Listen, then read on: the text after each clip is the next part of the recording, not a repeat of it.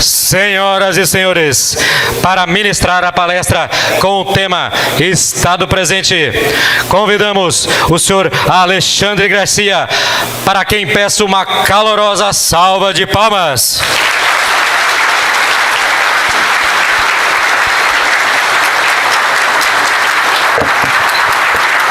Muito obrigado, minha respeitosa continência a todos vocês, nesse primeiro encontro de associações, de entidades, de oficiais militares do Centro-Oeste. Bom, mas vamos ao que interessa. Hoje de manhã eu estava acompanhando o encontro e ouvi as palavras do governador Ronaldo Caiado, concordo plenamente com ele, né, sobre a insegurança brasileira.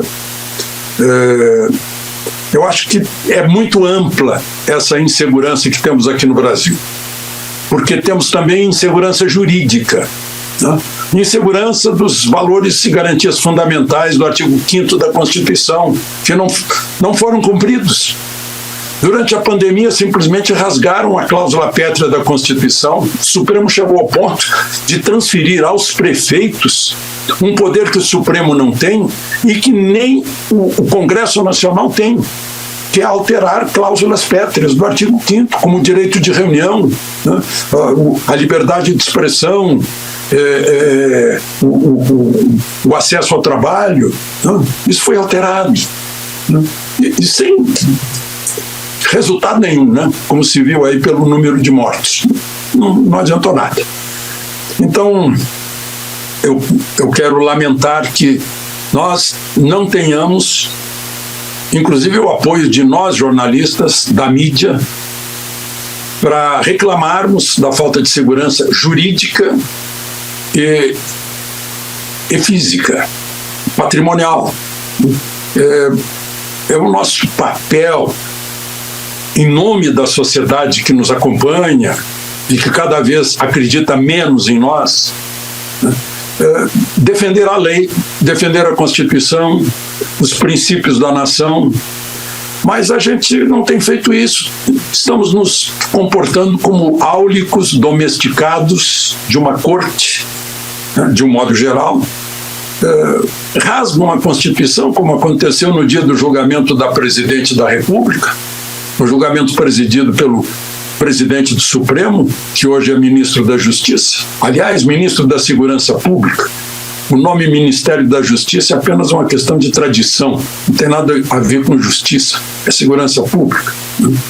E ele presidiu um julgamento no Senado em que não foi obedecido o parágrafo único do artigo 52 da Constituição, que diz que presidente condenado fica inabilitado para cargo público durante 8 anos. E não foi o que aconteceu. Rasgaram pelo meio e não aconteceu nada. Ninguém protestou. Ninguém, inclusive eu, que eu estava lá junto com o Heraldo Pereira transmitindo o julgamento. E como o Heraldo é formado em Direito, eu deixei que ele explicasse, porque não tinha explicação para aquilo. Eu li a Constituição e via que estavam fazendo diferente. Isso foi em 2016 e desde então tem aumentado esse desrespeito à Constituição, que é a nossa Bíblia secular. É o que garante os nossos direitos, é o que garante a ordem no país. Se não houver respeito à Constituição, impera a lei da selva, quando é a lei do mais forte, a lei de quem tiver calibre mais grosso. Por isso eu defendo tanto o respeito à Constituição, que é muito clara. O doutor Ulisses, que presidiu a Constituinte, disse que era uma Constituição cidadã, porque é fácil de todo mundo entender. A gente até reclamou que ela era uma Constituição excessiva, entrava muito nos detalhes. Mas é bom que entre nos detalhes, porque aí qualquer pessoa alfabetizada entende o que está escrito na Constituição. Está escrito lá, né? É plena liberdade de expressão, vedado o anonimato, ponto final. Se está escrito lá, é vedado qualquer tipo de censura, ponto final. Se está escrito lá, deputados e senadores são invioláveis por quaisquer palavras, ponto final. Pode falar mal até da mãe do presidente da República, da mãe do Papa, são quaisquer palavras. E não é para dar uma vantagem para o deputado e senador. É porque ele é a voz dos seus eleitores, isso é a voz do povo, através do seu representante. Mas a gente não entendeu isso. O governador Caiado entendeu e está aí brilhando como o governador mais bem avaliado do Brasil. Foi o que aconteceu com o presidente Bukele, Nayib Bukele, de El Salvador, com 87%, confirmou ontem, né? Fizeram recontagem e tal, e confirmou.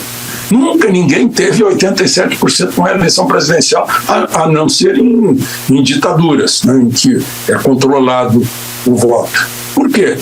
Porque ele converteu o país mais perigoso do continente em país mais seguro. Tirou das ruas todo mundo que era nocivo à sociedade e botou atrás das grades. Resolveu. E ele nos dá lições, né? Ele diz, por exemplo, que para acabar com o crime basta vontade política. Ora, se não se acaba com o crime, é porque não há vontade política. Ele chegou a sugerir o seguinte, né? Que muitas vezes a autoridade é sócia do crime e aí não quer acabar com o seu negócio. É terrível, porque as facções criminosas vão se infiltrando no Estado. Nós sabemos disso. Baixada Fluminense, por exemplo, né? Bancadas de legislativos por aí, Câmara de Vereadores, Assembleias, bancada federal, está lá gente que é eleita pela facção, porque permite entrar no território liberado, né? Lá na Guerra do Vietnã havia esses territórios liberados, lá no Rio de Janeiro também há, né? Inclusive com divisão, em que o Estado brasileiro não entra. Eu já tive o prazer de aceitar o convite do BOP e entrar. É emocionante. E são muito corajosos aqueles que entram em bequinhos assim que não dá para virar com fuzil. De tão apertado que é, a gente não sabe de onde vem a bala. É gente que está dando seu sangue, sua vida, em defesa da lei, da propriedade, dos direitos. E, no entanto, não tem apoio da mídia. Eu me revolto com isso. Eu estou há 53 anos no jornalismo formal. Que, na verdade, com 15 anos, 16, eu já estava no microfone, mas com diploma, num grande jornal, como era o maior jornal do país, o Jornal do Brasil, eu entrei em 71. E sempre recebi essa instrução de que nós temos que defender a lei. Portanto, estamos ao lado dos agentes da lei, daqueles que também defendem a lei. Não é o caso dessa cultura que começou no Rio de Janeiro e está se espalhando pelo país, em que a gente só vê o policial agressor agredir um bandido. Meu Deus do céu. Agora mesmo, lá em Porto Alegre, esse fiasco. Racismo da Brigada Militar do Rio Grande do Sul, porque o queixoso foi preso. Não, se mostrar a imagem toda, a cena inteira, a gente vê. Né? Inclusive que foi um policial, um PM com a pele da mesma cor daquele que prendeu. Não tem nada de racismo nisso. Simplesmente perdeu o sujeito que estava fazendo arruaça já ali, partindo para agressão física. Né? Essa semana, o sujeito foi preso com 200 quilos de cocaína. Eu vi na manchete do Correio Brasiliense aqui em Brasília, suposto traficante. Uau! Suposto, o cara está com 200 quilos de cocaína e não é um traficante. É um mula. Mas ele é parte do tráfico. Né? Eu vi uma decisão do ministro Gilmar Mendes, né, mandando relaxar a prisão preventiva de um sujeito que foi preso com 188 quilos de cocaína. Qual é o motivo dele? Tem bons antecedentes e não teve nenhum registro policial anterior. Não cabe, até eu tenho aqui palavras dele, é desproporcional a prisão preventiva. Uau! E o que dizer, então, desses milhares de presos preventivamente por motivos políticos? Ninguém estava com cocaína, ninguém estava assaltando, ninguém estava sequer armado. Encontraram uma faca lá, né? Então, são essas coisas que a gente acha estranho. O governador Caiado mencionou hoje de manhã em terras amazônicas, etc. O direito de propriedade está no caput do artigo 5º da Constituição, na mesma linha que o direito à vida. Mas estão contestando o direito de propriedade a toda hora. E aí provoca a insegurança fundiária daqueles que hoje sustentam as contas externas do país. Graças a eles, graças ao agro, a gente pode importar remédios, importar aparelhos eletrônicos, importar tomógrafos, importar automóvel, importar roupa bonita. É porque o agro exporta tanto que a gente tem divisas para importar. O agro nos traz superávit na balança comercial, equilíbrio no balanço de pagamentos. E está sendo vítima disso. O artigo 231 da Constituição está muito claro. São indígenas as terras que tradicionalmente ocupam. O que é ocupam? Presente do indicativo. Eu fui professor de português durante muitos anos, na PUC, aqui no Uniceub. Ocupam é presente do indicativo, significa agora, nesse momento. No dia em que foi promulgada a Constituição, era proprietário da terra aqueles que legalmente ocupavam a terra naquele dia. Se não escreveriam que vierem a ocupar ou que tenham ocupado, mas está escrito ocupam. E esse é outro direito inseguro no país. O direito de propriedade, o direito à vida é inseguro, que a gente está na rua, pode receber uma facada, uma paulada, uma pedrada, um tiro. E a polícia é tratada pelos meios de comunicação como perigosa, não. É o contrário. A polícia nos garante uma vida sem perigos. Mas os meus colegas receberam isso nas faculdades de jornalismo, que aplicam o Antônio Gramsci, aquele italiano marxista que na prisão escreveu: olha, a nossa revolução comunista agora não vai ser com armas, não vai ser com fuzil, vai ser com a conquista das mentes e dos corações. É o que estão fazendo na faculdade, eu não sei desde quando, no mínimo 30 anos eu posso garantir. Porque eu fui à Universidade Federal de Brasília, a UNB, dar uma aula do último semestre de jornalismo, que me perguntaram quais são as bases do jornalismo, e eu respondi: veracidade, clareza, objetividade, simplicidade, isenção e neutralidade. Por isso que eu fiquei muito irritado quando ouvia lerem o meu currículo dizendo que eu sou porta-voz da direita. Não, eu sou jornalista. Eu não tomo partido político. E quando eu disse isenção e neutralidade, o professor, o coordenador da cadeira de jornalismo, deu um salto furioso, né? E disse para mim: olha, eu não ensino meus alunos a serem isentos e neutros. Eu disse: professor, o que o senhor ensina então? Eu ensino meus alunos a serem militantes ideológicos para combater o status quo opressor. Uau! Então, se eles vão combater o status quo opressor, vão primeiro a combater o patrão deles, na rádio, no jornal, na revista, na televisão, e em 2 meses serão demitidos.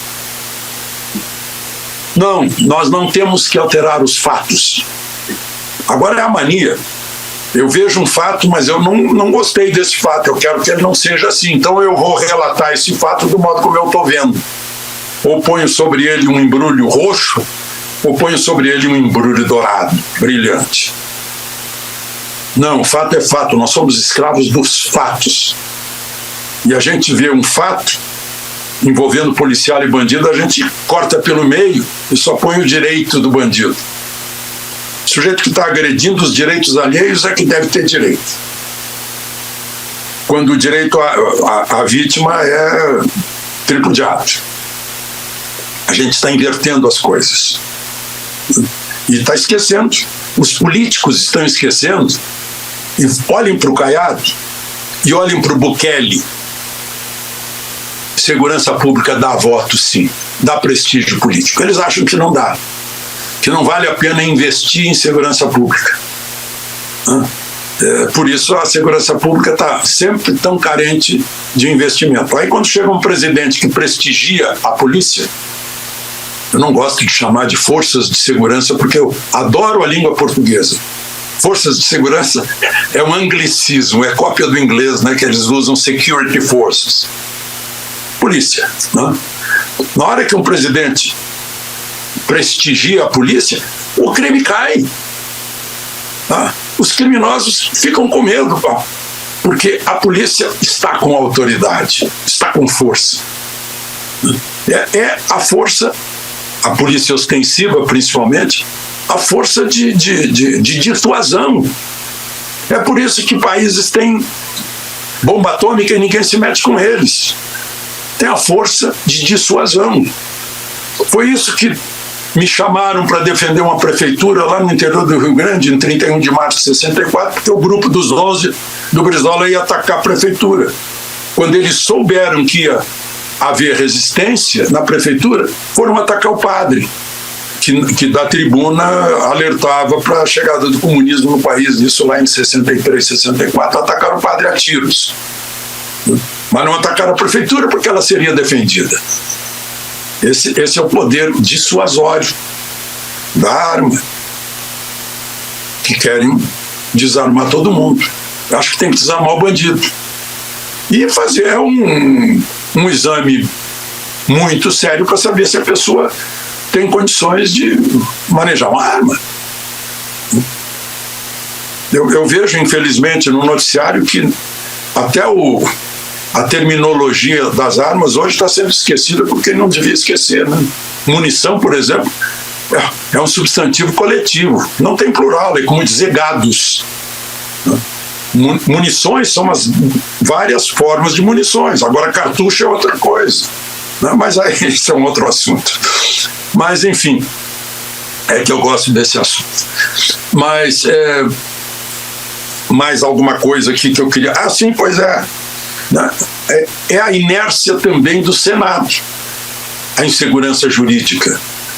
Porque o Senado é o único lugar que pode impedir que juízes do Supremo não obedeçam à Constituição.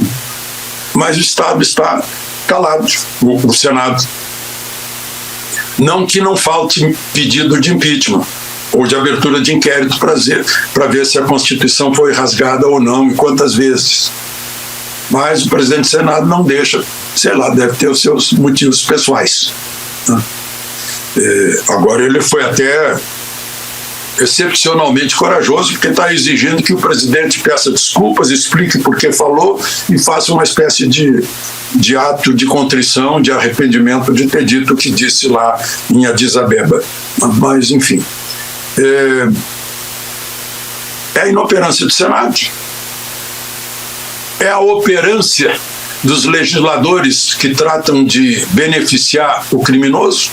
São leis lenientes que não servem para combater o crime. Agora, excepcionalmente, foi uma goleada no Senado, 62-2, o fim da saidinha, que havia sido aprovado na Câmara por 311 votos. Voltou para a Câmara para fazer uns ajustes lá sobre exame é um exame científico, técnico de potencial de periculosidade da pessoa. Né?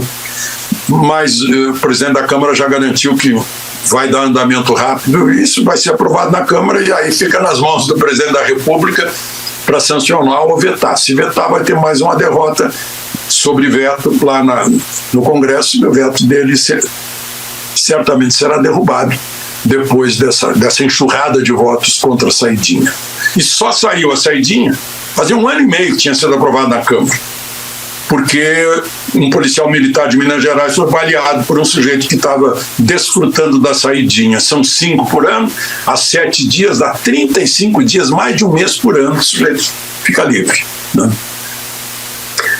Então, é a mídia que é contra a polícia, a favor do bandido, né? É a lei, que em geral é a favor do bandido. São os políticos que não se dão conta que dá voto, sim, investir em segurança pública, né? E dá voto, portanto, em revisar as leis penais, né? E aí o resultado é isso, nós vivemos num país inseguro. Eu tenho medo de ir para o Rio de Janeiro. Eu já cobri guerra no Líbano, estive sob fogo, né? Cobri guerra das Malvinas ou Falkland, ganhei a ordem do Império Britânico, não isso que foi dito aí, da rainha, né? E cobri a guerra em Angola, andei por cima, pilotei sozinho um avião, sem ter pilotado nunca, mas é que o piloto capotou, estávamos só os dois, em cima de baterias cubanas, andei em Minas, mas eu tenho medo de andar no Rio de Janeiro, né? Porque no Rio de Janeiro eu não sei exatamente de onde vem, embora possa ficar fazendo varredura de 360 graus, a gente é surpreendido. Os melhores são surpreendidos, é terrível. Então vivemos nisso. Insegurança jurídica, insegurança física, insegurança patrimonial, né? E ainda temos mais essa insegurança política das nossas liberdades, do direito de ir e vir, do direito de se exprimir, da censura, da liberdade de informação, né? Essa é a situação em que estamos. Bom, eu queria fazer com vocês também ao final eu vou deixar uns 10 minutos aí para perguntas, mas eu queria repetir para vocês alguma coisa que eu conversei outro dia na Escola Superior de Guerra, fazendo uma avaliação mais genérica sobre o país em que vivemos, o país em que os senhores e as senhoras trabalham, né, em prol da lei, da segurança, da vida alheia, né, e inclusive para defender a própria vida, cuidar da própria vida. Esse é um país em que, aliás, hoje está fazendo 82 anos que se matou em Petrópolis, Rio de Janeiro, junto com a mulher dele. Os dois tomaram veneno, o Stefan Zweig, ele e a Lotte, a mulher dele. Ele era o maior escritor do mundo, traduzido em todas as línguas do mundo, austríaco e judeu. Quando Hitler entrou, anexou a Áustria, ele fugiu e veio para o Brasil. Escreveu um livro, eu tenho, está aqui atrás de mim, Brasil, País do Futuro. Apaixonou-se pelo Brasil. Eu nasci em 1940. Na minha infância, no curso primário, as professoras falavam muito do Brasil, País do Futuro. Eu passei a minha infância ouvindo que o meu país era o país do futuro. Passei a minha adolescência ouvindo a mesma coisa. A minha juventude, Brasil, país do futuro. A minha maturidade, Brasil, país do futuro. Só que até hoje o futuro não chegou. Eu não sei se a gente está preso ao passado, não consegue, é um país ciclotímico. A gente sobe, depois acha que não está merecendo e comete erros e cai de novo. Tem sido assim. Eu vivi e cobri pelo Jornal do Brasil o milagre brasileiro. Durante 5 anos nós crescemos a média anual de 11,2%, mais que a China. Nós estaríamos acima da China hoje, se continuássemos assim. 70, 71, 72, 73, foi o tricampeonato no México de futebol que deu o impulso. E o governo se aproveitou disso para frente, Brasil, salve a seleção, 80 milhões em ação. E aí eu aprendi o seguinte, que não é governo, não é Médici, não é Delfim Neto, somos nós que fazemos crescer. E qual é o combustível do crescimento? Entusiasmo, otimismo. Na frente, Brasil, vou abrir uma empresa, vou vender, vou comprar, vou empregar. Gente, todo mundo cresceu. Não havia matéria-prima suficiente. Não havia empregado suficiente, caçava-se empregado nas ruas. Não tinha ninguém desempregado. Foi o milagre brasileiro que nós fizemos. Então, nós, povo brasileiro, já sabemos que podemos fazer esse milagre. Por que não fazemos? Eu fico procurando explicação. Será que é a junção das três raças, né? Pegou o banzo africano, o luto português e a tristeza indígena e a gente fica puxando para baixo? Será que é isso?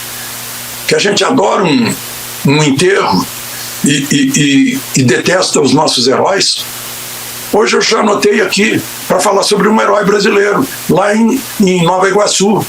Salvou 2 gêmeas de uma senhora. Ele ficou segurando das águas com o pé dele pendurado num ônibus e foi tirando as pessoas de dentro do carro. Eu vou falar no nome dele, um jovem auxiliar de transporte.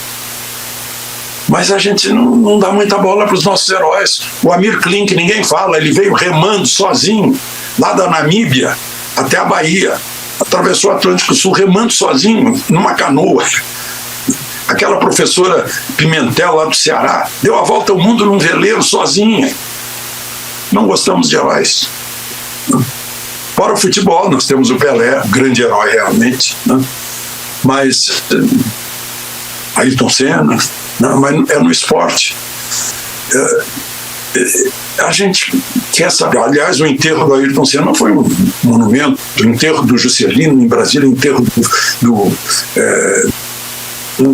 a gente adora um sofrimento. Eu vejo, aliás, eu não vejo, faz, 2 décadas no mínimo, que eu não tenho tempo de sentar na frente dessa tela grande, mas eu vejo que as pessoas me passam aqui pelo celular, que é a forma com que eu me comunico com o mundo, né? E é puxando para baixo em vez de empurrar para cima. É o país do futuro, cujo futuro não chega. Quando está perto de nossas mãos, eu acho que eu não mereço. Eu mereço o fogo do inferno. Eu fiz pecados capitais, né? Também é um pouco da religião majoritária desse país, que é muito punitiva, né? Tudo é pecado. E aí a gente acha que não merece o céu. Eu lembro que quando eu presenciei, testemunhei o fim da inflação, que era 5.000% ao ano, 84% ao mês, e é uma progressão geométrica, né? E eu lembro, as minhas coleguinhas comentaristas de economia, não, mas isso aí é só depois da eleição, a inflação vai voltar, todo mundo torcendo pela inflação. Quando chegou o plano real, que hoje não é mais plano, hoje é o nosso cotidiano. Acho que a maioria aí não viveu a geração do entrar no supermercado de manhã um preço, à tarde é outro, e a maquininha lá mudando o preço todo dia, porque senão o supermercado ia quebrar. Esse é o destino desse país. Essas coisas eu falei lá na Escola Superior de Guerra. Deixa eu lembrar mais um ponto aqui que eu gostaria de falar também, né? Pois é, e aí o que a gente vê é um silêncio sobre essas coisas na mídia, nas carreiras de magistrados, de juiz. Todo mundo quer garantir a promoção, então fica quietinho, né? Quem está no Estado, aliás, essa é outra questão, né? O Estado nunca pode ser mais poderoso nem maior que a nação, porque o Estado está a serviço da nação. O Estado tem que vir depois da nação. Aqui no Brasil, primeiro se organizou o Estado, para depois aparecer a nação, né? Não foi como na Europa, que as pessoas foram se organizando como nação e depois criaram um Estado para dar segurança em primeiro lugar, dar ordem, né?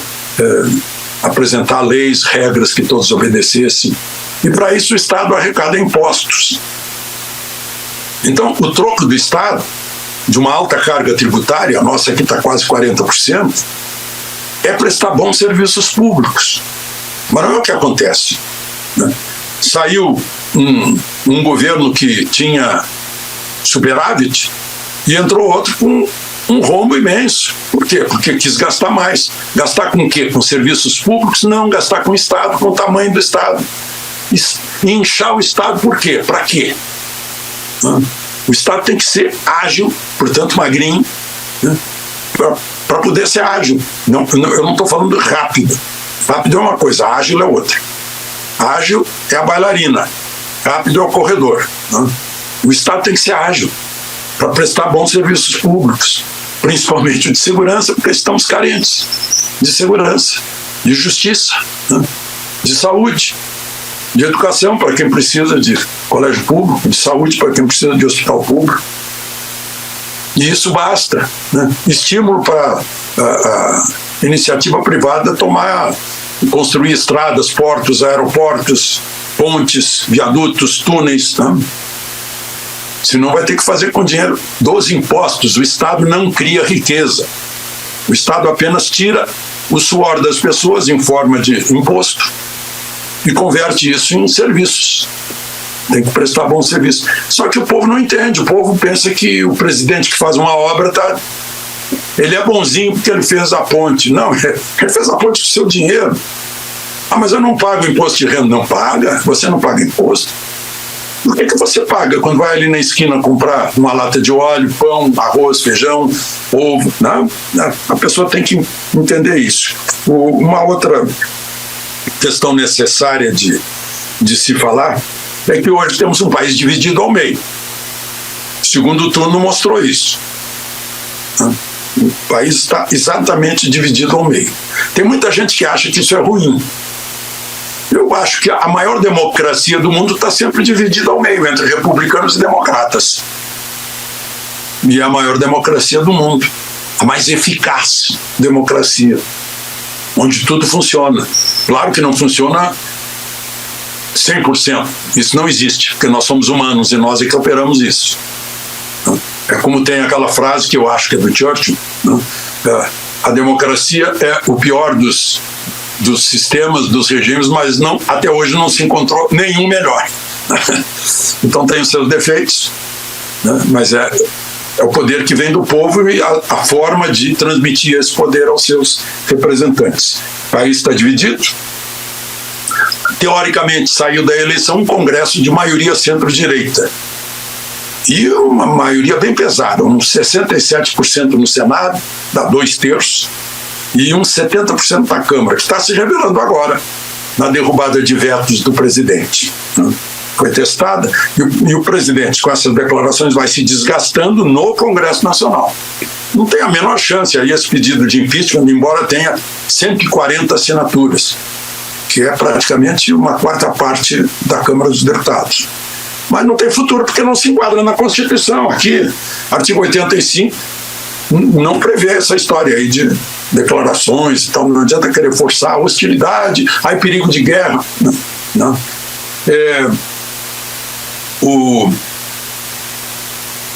Todo mundo que ocupa cargo público jura cumprir a Constituição. E mais, defender a Constituição. Com tudo isso que já aconteceu na Constituição, e ninguém a defendeu. Eu não vi nenhuma manchete de jornal. Respeitem a Constituição. Não vi, não estavam discutindo isso. Não se discute, é como se a Constituição não existisse. Eu era presidente do Centro Acadêmico na PUC, no Rio Grande do Sul, em 1968, 69. Foi o auge de confusão, de guerrilha, de terrorismo, de repressão. Eu andava com a Constituição pequenininha no bolso e realmente me defendia. Para lembrar os meus direitos. O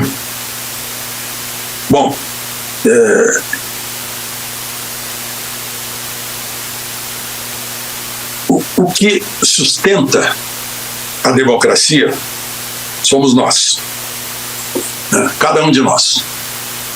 E democracia significa liberdade para termos a nossa casa, os nossos bens, o nosso financiamento, as nossas contas, educação para os nossos filhos, segurança para os nossos filhos, netos, bisnetos, segurança para as nossas filhas. quando entrarem em banheiro público, que sejam os banheiros públicos destinados a homens e mulheres. No gênero humano, isso é gênero. No gênero humano, o Homo sapiens, nós temos 2 tipos. É raríssimo, minha mulher é obstetra e ginecologista, é 0,000 casos de malformações que podem enquadrar a pessoa como trans alguma coisa. Mas inventaram um termo político. Então queremos segurança também para as nossas mulheres, nossas filhas, nossas netas, na rua, nos banheiros públicos. E a gente tem isso. Olha, eu vou agora passar umas férias em Portugal. Eu não preciso ir ao banco lá. Em toda a calçada tem caixa eletrônico. A qualquer hora do dia, ou da noite, ou da madrugada. Eu vejo as vitrinas abertas. Um vidro ali atrás do vidro relógio. É muito raro um caso de assalto. Eu já assisti lá no Chile. Agora parece que não está exatamente assim. O meu filho saiu de uma boate e vinha para o hotel. E ele queria ir a pé pela avenida e viu um carro da polícia e perguntou: essa avenida é segura? O policial olhou para o outro, né, lá os carabineiros de Chile. Um olhou para o outro. Segura? Como assim? Pode ter assalto. Assalto? Ele recebeu aquilo como uma surpresa. Como assalto? Fazia tempo que ele não ouvia essa palavra. Não, o que a gente pode ter aqui é terremoto. Eu vi isso em Tóquio. A japonesa que estava sendo minha intérprete me falou assim: olha, vamos supor uma mulher nua no porto de Yokohama com um monte de notas de $100 no bolso. Ela vai atravessar o porto toda incólume. Não vai acontecer nada para ela. Agora aqui nós temos terremoto. Então, aqui no Brasil isso é impossível. A gente fica ouvindo isso como se fosse um caso de outro mundo. Minha filha agora, nesse momento, inclusive hoje eu vou ter um trabalhão pela frente aí, porque a minha filha está lá nos Urais, na margem do Volga, em Kazan, né? E é ela que põe no ar o meu canal. E eu ainda tenho que entregar um artigo para a Revista Oeste até às 5 da tarde e preparar o meu comentário para 300 emissoras de rádio e fazer o meu canal. Essa é a correria aqui. Eu não pude ir até aí, eu quero me desculpar, mas faz mais de 6 meses que, depois de certa idade, a gente fica com a cabeça jovem, mais jovem ainda. E aí a gente quer fazer coisas que a gente fazia quando era jovem. Eu me pus no chão com um joelho só e um braço só, e com o outro braço eu quis levantar uma cama. E aí deu um negócio lá no ciático, que está 6 meses me incomodando. Eu estou começando a sair disso agora e não queria fazer essa viagem para não ficar muito tempo sentado e ter que me movimentar e piorar a situação. Mas eu agradeço muito a atenção de vocês e quero me pôr à disposição para perguntas, que eu acho que agora é a parte mais importante desse nosso encontro, dessa nossa conversa. Agradeço muito, eu estou vendo vocês, né, como se eu estivesse aí. Eu já vim acompanhando vocês hoje de manhã, auditório cheio aí do Hotel K, e gostaria muito de estar com vocês, de ter almoçado com vocês, né, de poder conhecer cada um de vocês. Mas, enfim, não deu, e eu tenho que reconhecer, minha mulher médica me controla muito, porque senão eu faço besteiras. Uma vez eu estava varrendo o telhado e fiquei com preguiça de descer pela escada. Eu disse: daqui eu pulo. Eu rasguei a rótula pelo meio. Eu fui ao médico e disse: mas o que você fez? Que maluquice foi essa?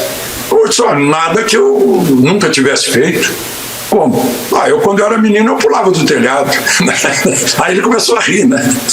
Então, a gente tem que tomar cuidado, e por isso eu não estive aí com vocês. Mas eu já prometi voltar aí para um encontro muito especial, de receber um certificado da academia, né? E estarei aí ao redor do dia de São João. Eu digo isso porque é aniversário do meu querido amigo Coronel Valdemar Naves do Amaral. Então, estou à disposição. Obrigado, senhor Alexandre Garcia. Obrigado pelas pontuações, correções feitas, oportunas. O senhor contribuiu de forma ímpar nesse primeiro encontro de entidades representativas de oficiais dos estados. Tenho certeza que o senhor vai estar aqui, nós vamos recebê-lo novamente ou vamos visitá-lo em Brasília. Estamos à disposição. A assessoria de comunicação da Polícia Militar, Corpo de Bombeiros, Goiás, o estado de Goiás todo agradece a presença, mesmo que virtual, do senhor. Desculpa qualquer equívoco, nós vamos reparar, o senhor pode ficar tranquilo, e estamos à disposição para as perguntas. Vamos aproveitar o conhecimento do nosso grande palestrante do dia. Tem como ver aí? Boa tarde, jornalista Alexandre Garcia, Coronel Urzeda, sou o presidente do Conselho Deliberativo da Associação dos Oficiais da Polícia e Bombeiro Militar do Estado de Goiás. O que nós vivemos hoje, essa grande experiência do senhor, eu vou resumir o seu currículo aqui, tá? Então, melhor jornalista do Brasil. Pronto, tá resumido, não tá? Tá resumido agora? Ok, tá certo. Mais independente, vamos dizer assim, mais independente. O que fazer? Nenhum país vai para frente sem educação, sem talvez a bandeira principal hoje é a segurança pública, mas sem educação. O que fazer? Quantas gerações o senhor imagina que o Brasil pode se tornar uma potência que o senhor ouvia lá em 40 e alguma coisa, 60 e alguma coisa? Quantas gerações serão precisos a partir de 26, se Deus nos permitir voltar alguém lúcido, lúdico e tenha integridade moral e intelectual? Nós sabemos que o Estado está aparelhado, né, em todas as esferas, nos 3 poderes, nos órgãos, instituições.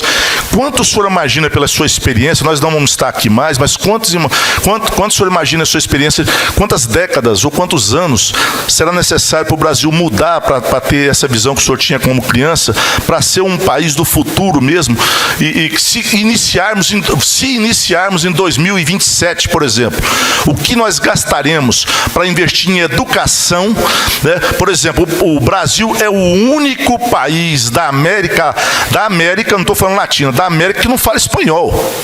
Porque 1/3 dos Estados Unidos fala espanhol. É o único país americano que não fala espanhol. O que fazer para investir em educação e quanto tempo nós podemos falar que seremos potência em educação, termos um prêmio Nobel, né, aí, através da educação? Coronel Urzeda, as suas palavras, baseado nelas, eu poderia fazer uma palestra de 1 hora. Em primeiro lugar, prêmio Nobel, né? A Argentina tem 5. Nós temos 0. Tá? Em primeiro lugar. Segundo lugar, muito obrigado pelos adjetivos. Eu ainda ontem estava numa live com o ex-ministro de Fernando Henrique, ex-senador, ex-prefeito de Manaus, Arthur Vigílio. E ele me dizia, quem não vai para o dia 25 lá na Avenida Paulista? Eu disse, eu não vou, porque eu sou jornalista e eu combato a militância dos jornalistas. Portanto, eu não sou militante, eu procuro ser equilibrado, né? Eu falo as coisas que tem que falar, não tem como não mostrar a diferença entre um e outro, né? Mas sem propaganda e sem adjetivos, né? Bom, voltando à educação, eu faço a diferença de educação e ensino. E digo, sacudindo a cabeça dos pais, pelo amor de Deus, educação é em casa, começa em casa. Eu tive educação, eu até acho que o meu avô me influenciou mais que o meu pai, né? Depois a minha mãe, minha tia, né? Mas isso faz parte da formação. O meu avô me botou na cabeça o respeito às leis, à ética, aos direitos alheios, né? Isso é uma coisa que está entranhada, né? Ao que é público, o que não é público, as nossas responsabilidades como cidadãos. Um dia eu, menininho, 5, 6 anos de idade, na nossa frente na calçada, eu estava pela mão do meu avô e um sujeito ia arrancando folha das árvores da calçada para mastigar e depois jogava fora. Aí meu avô lá pelas tantas o abordou Eu disse, eu vejo que o senhor está arrancando as folhas das árvores da nossa cidade. Essas árvores não são da prefeitura, são nossas. É nossa responsabilidade. Se todos fizermos isso, nós não vamos ter mais sombra. O senhor é responsável por cuidar das árvores como somos todos. Lição para o menino, eu fiquei ouvindo aquilo. Eu vejo alguém jogar um papel no chão, peraí, está sujando a nossa rua. Outro dia, no semáforo aqui em Brasília, sinal vermelho, o sujeito jogou o cigarro pela janela do carro dele. Aí eu abri o vidro e disse, você não tem cinzeiro no carro? Ele não respondeu. Eu desci do carro, juntei o cigarro do chão da nossa rua e botei no cinzeiro do meu carro. Os outros que viram aplaudiram. Eu disse, olha, essa lição serviu para todo mundo. Eu já chamei a atenção de um deputado que jogou o cigarro no chão do carpete do Salão Verde e ainda botou a sola do pé em cima para apagar. Aí disse, olha, esse carpete aqui eu ajudei a pagar com o meu imposto. O senhor está queimando o carpete. Ele morreu de vergonha. Então, é cultura que a gente não trouxe de casa. De ordem, de responsabilidade, de fazer a nossa parte. Isso é educação. Só que hoje a gente está passando para os professores a tarefa de educar. A tarefa deles é de ensinar matemática, né? Línguas, história, geografia, geometria, ciências, né? Isso é tarefa do professor. Mas o aluno já tem que chegar educado lá. Só que não chega, aí o professor é que educa a moda dele, a moda de sua orientação ideológica. E aí vem pai me dizer, puxa, eu perdi meu pai, o pai general, era comandante militar do Planalto. Ele me dizia, perdi meu filho para a UNB. Eu disse, pois é. Eu imagino que ele deu uma boa educação para o filho em casa. Entrou na universidade, foi cooptado, foi abduzido por um professor gramscista. E aí é o futuro, essas novas gerações. Aqueles jornalistas lá de 1992, hoje são chefes, estão ensinando os outros. Foram formados como militantes ideológicos para combater o status quo opressor. Você inventa. O status quo opressor é o governo da União Soviética, da Venezuela, do Irã, da Nicarágua? Ou será que o opressor é um governo democrático que foi eleito pelo povo? É só o ponto de vista da ideologia, que impõe essa carga ideológica como se fosse uma questão de fé, como se fosse uma questão de religião. Aliás, a religião também foi atacada, né? É Gramsci, solapando todos os valores da família. Ah, que história é essa de pai e mãe? Estavam botando em carteira de identidade genitor 1, genitor 2. Que diabo? Não, eu tenho pai, eu tenho mãe. Eu sou filho de homem e de mulher. Tem gente lá no Ministério da Saúde que escreveu como é que a parturiente. Você é filho de alguém que te pariu, então, né? Daquela que te pariu. É assim, né? Meu Deus do céu, é a desvalorização até da mãe, que é o que há de mais sagrado para nós todos. Da nossa sociedade judaico-cristã. Tem uma pessoa que não sabe disso. Ontem fez aniversário a morte de Anne Frank. Ele nunca leu o diário de Anne Frank, então nem sabe que foi o Holocausto. Então, eu acho que também para chegar na política a pessoa tem que ter um mínimo de base cultural, de conhecimento para saber o que vai dizer, né? Mas, enfim, é isso. Eu concordo plenamente com o Coronel Uzeda. Sem educação não há salvação. Sem um bom ensino não há futuro. A minha filha que está lá lá nos confins da Rússia, não, né? Aliás, recém-metade da Rússia. Ainda vai até o Estreito de Bering e podia entrar no continente americano quando era Alasca, né? Bom, mas é lá nos Urais, lá na margem do Volga. Diz, pai, O governo russo está fazendo uma demonstração aqui de modernidade, de poder, de ciência, de futuro. Pois é. Aí ela me disse assim, a gente lá no Brasil não tem a menor noção do avanço deles aqui. Não tô tomando nenhum partido do Putin, né? Aí tem uma amiga dela que é ucraniana, já está brava com ela porque ela foi nesse evento e tal. Mas isso é um fanatismo ideológico que separa as pessoas. Vamos discutir as nossas divergências políticas e ideológicas, mas isso não significa que devemos parar de conversar. Eu adoro conversar com o contrário. Conversar com o mesmo não adianta nada, não me acrescenta nada. Assim como o elogio não me acrescenta, agora a crítica vai me fazer pensar. É muito mais produtiva a crítica do que o aplauso. Bom, mais alguma pergunta? Ou eu não sei se eu ainda tenho tempo para responder.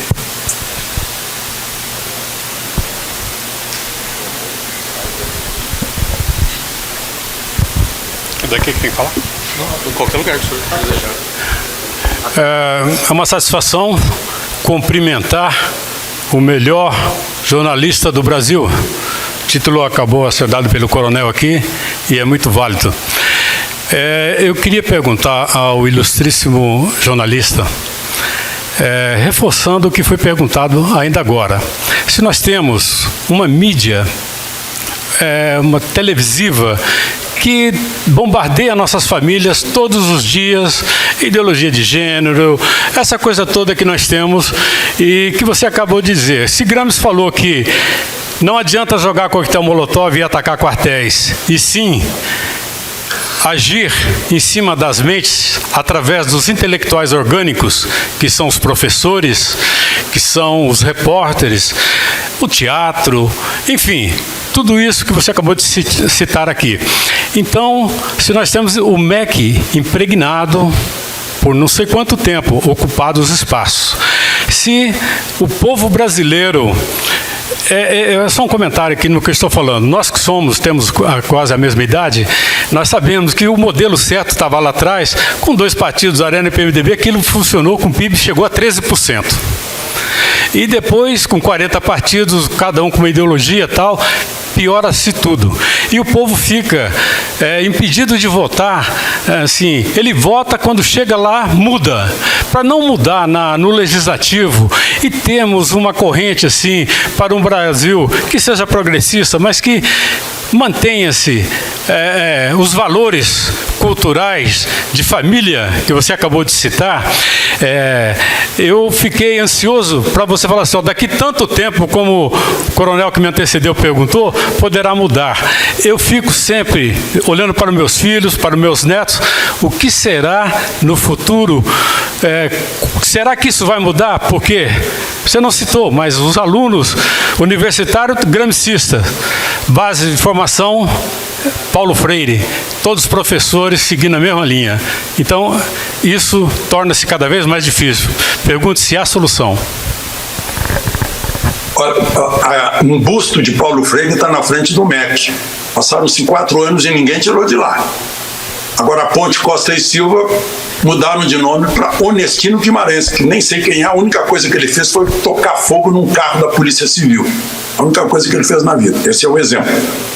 Eu continuo chamando de Ponte Costa e Silva porque foi ele que decidiu que Brasília fosse realmente implantada aqui, porque a metade estava no Rio. Foi no governo dele que fez isso. Mas, como o senhor falou, não adianta matar o soldado Kozel, jogar bomba na guarita de quartel, jogar bomba no aeroporto de Guararapes e matar almirante, arrancar perna de atacante do Santa Cruz, lá de Recife, né? Não adianta sequestrar avião, não adianta sequestrar embaixador dos Estados Unidos, ou da Suíça, ou alemão, né? Matar adido militar americano, que fizeram aqui no Brasil.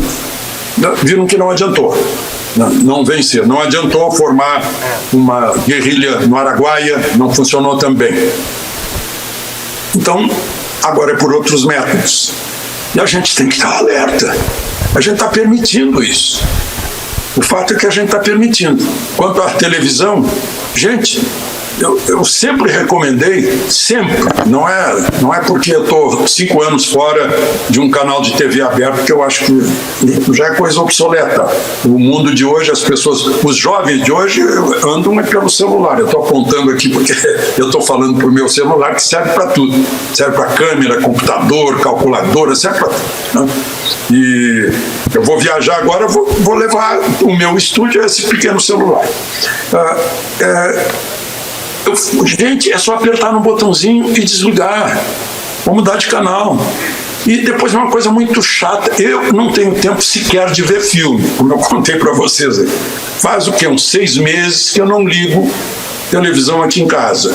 Eu ligaria para ver filme, mas nunca sobra tempo à noite para ver um filme. Não sobra, né? Faz uns 25 anos que eu não vejo mais. Mas você estava trabalhando? Sim. Na véspera de ter que apresentar um programa, eu via esse programa para saber como é que ele estava sendo apresentado.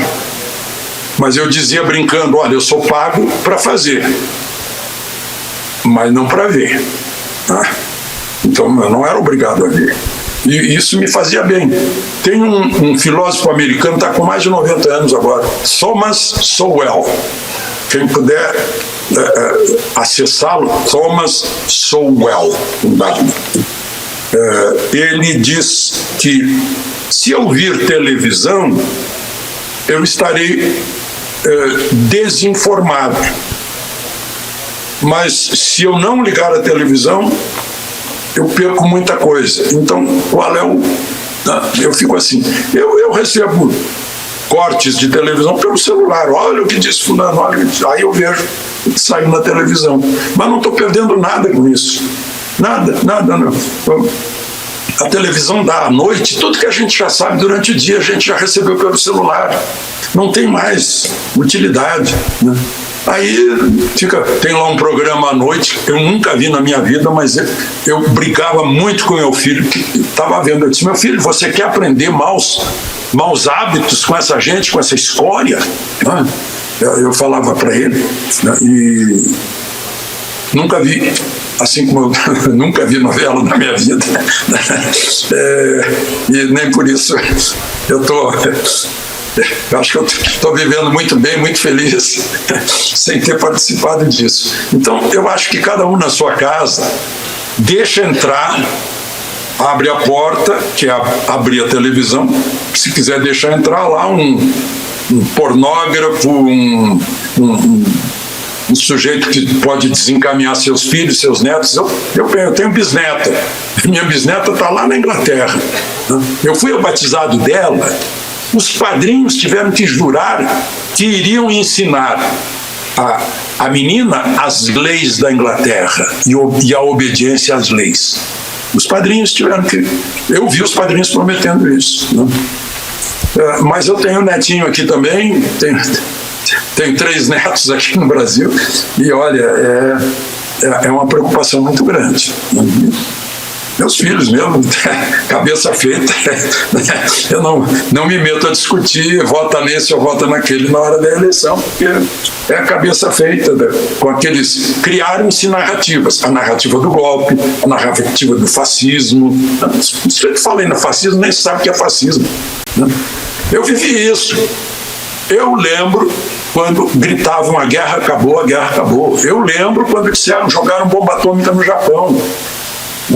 Eu lembro disso, por isso me marca muito. Dia 8 de maio eu vou a Montese, tá? Comemorar com os italianos a tomada, tá? A primeira tomada na Península Italiana, tomada à força de uma cidade, guerra urbana. Aí é que mostra o guerreiro, tá? É isso que vocês da PM fazem, é a guerra urbana. Porque o sujeito no campo de batalha, no campo aberto, é um estrategista, isso e aquilo, terreno e tal, tá? Mas a guerra urbana é diferente, né? E nós brasileiros entramos em Montese, rompemos a linha Siegfried, eu acho. Eu tinha 2 linhas de defesa alemã. E quando aparece um brasileiro lá, enche de italiano para agradecer aos libertadores, Liberatori Brasiliani, né? Que beleza. E nós temos então esse nome. Ontem foi aniversário da Batalha de Monte Castelo, eu estive lá também. É um montezinho sem muito significado estratégico, mas foi dureza. Tirar os alemães lá de cima na neve. Né? Morreu muita gente. Tem lá um monumento bonito. Né? Então nós temos história para defender. Nós temos essa história, temos o sangue dos nossos antepassados. Eu sempre termino, eu terminava a palestra fazendo uma comparação, aí já disseram que é uma comparação racista, não sei o quê. Eu vou fazer a comparação para vocês, só para a gente pensar. É uma comparação acadêmica. Que fosse possível trocar a população do Brasil com a população do Japão. Que puséssemos no continente brasileiro 150 milhões de japoneses. E no arquipélago japonês, os 210 milhões de brasileiros. E esperássemos 10 anos. Eu não vou saber o que vai acontecer lá, naquela ilha, sem recursos minerais, com um litoral pequenininho, com muitos vulcões, muitos terremotos, uma topografia horrível para a plantação, já com 2 bombas atômicas em cima. Não vou pensar. Agora, aqui, nesse paraíso, com muito sol, muito solo para a agricultura, muita água, muito mar, muito litoral, riquezas minerais intermináveis, ninguém calculou ainda. Né? O que seria em 10 anos com os japoneses aqui? Aí eu pergunto para a plateia todos, primeiro mundo, longe dos Estados Unidos. Pois é, vocês estão reconhecendo que um povo que põe os pés aqui é capaz de fazer isso. Mas como esse povo não virá, a gente está reconhecendo que a responsabilidade é nossa, é de quem põe os pés sobre essa terra. Nós temos responsabilidade pelo nosso país, pelos nossos filhos e a nossa descendência. É isso.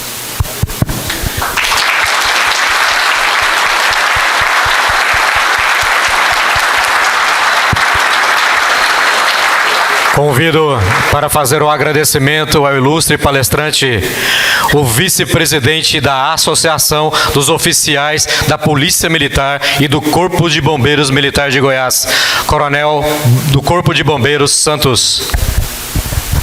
Alexandre Garcia, vou ficar numa posição aqui mais fácil de você me ver aqui. Foi difícil trazer você aqui, mesmo que virtualmente, né, meu amigo?